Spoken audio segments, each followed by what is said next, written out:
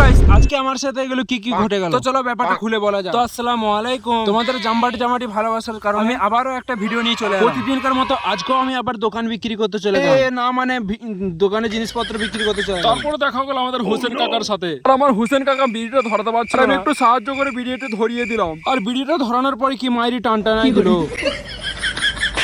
হ্যাঁ, তারপরে আমাদের সাইফুদ্দিন ভাইয়ের বেটার হাতে একটা পাস্তা দিয়ে ওকে বললাম তুই বাড়ি চলে যা, আমি ততক্ষণ ঝাড়টা দিয়ে দিই। আর আমার দোকানটা ঝাড় দেওয়ার জন্য একটা লোক দরকার, যদি কারোর চাকরিটা করার ইচ্ছা থাকে তো আমাকে কমেন্ট করে বলবে। মাইনে হলো সকালে একটা 50 পয়সার চকলেট আর বিকালে একটা 8 আনার চকলেট। তারপরে আমি হালকা করে আখের জুস বেরিয়ে পড়লাম জুম্মার নামাজ পড়তে, কারণ আমাদের মতো গরিবদের জন্য জুম্মার নামাজ হজের সমান। তো চলো বেশি সময় নষ্ট না করে যাওয়া যাক। হঠাৎ করে চোখে পড়ে গেল আমার একটা এরকম জিনিসের দিকে। হ্যাঁ, এটা দিস ইজ গোবর দেওয়ার দেয়াল। তারপরে চলে এলাম মসজিদে না ঢুকতে আমার ফ্যান ফলোয়ার্স গুলো সব দাঁড়িয়ে আছে এখানে, আর এদিকে সবাই নামাজ পড়তে স্টার্ট করে দিয়েছে। আমিও হালকা করে নামাজটা আদায় করে চলে এলাম ঠিক এরকম একটা মাছের কাছে। আর মাছটাকে দেখে না থাকতে পেরে আমি হালকা পাতলা করে বিসমিল্লাহ করে দিলাম। তারপরে কিছুটা এরকম নদী নালা পেরিয়ে আমি শায়রির ভিডিও বানাতে পারলাম বেরিয়ে। আর আজকের ভিডিওটা ছিল এতটুকু। যদি ভিডিওটা একটু ভালো লেগে থাকে হালকা করে লাইক দিয়ে আমার পাশে থেকো। দেখা হচ্ছে পরের ভিডিওয় ইনশাআল্লাহ। Bye bye.